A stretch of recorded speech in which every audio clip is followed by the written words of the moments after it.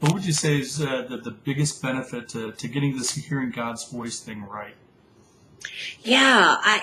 Okay. First of all, can I challenge you on that question? I think it's a great one. Sure.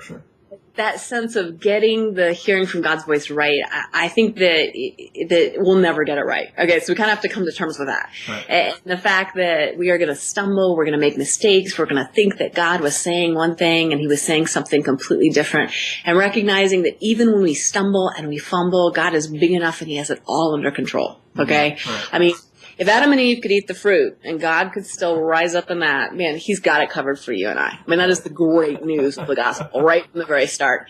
But I think that as far as listening for God, it begins by asking and saying, God, I know that I have hungers and I'm satisfying them with a lot of other things. Father, stir up the hunger in my own heart for you. Make me hungry for you. Give me that desire. It's one of those prayers God is not going to say no to. Right. I think in addition to asking for the hunger, asking for ears to hear and eyes to see, that sensitivity.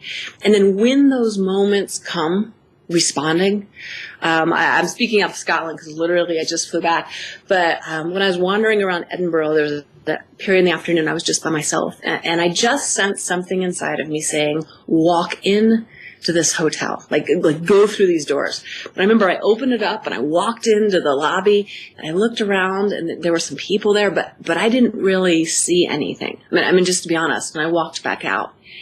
And yet this may sound crazy, but I walked out with that sense that I had been obedient and I had been quick to respond. Mm-hmm. And to recognize that there are times that we're going to be quick to respond and obedient, and we're going to have these incredible stories that come out of it, like seeing French artwork. But there are other times that we're going to go and there's no real resolve, there's no answer, there's no, what did I encounter later because of that delay or what was in that moment, but still learning to persist through that and to walk in obedience. Walking in obedience doesn't mean that everything goes absolutely amazing at every turn, but through that practice and that discipline of responding to those moments when we think God may be speaking, I think there's strength and there's character that's developed in that. Mm.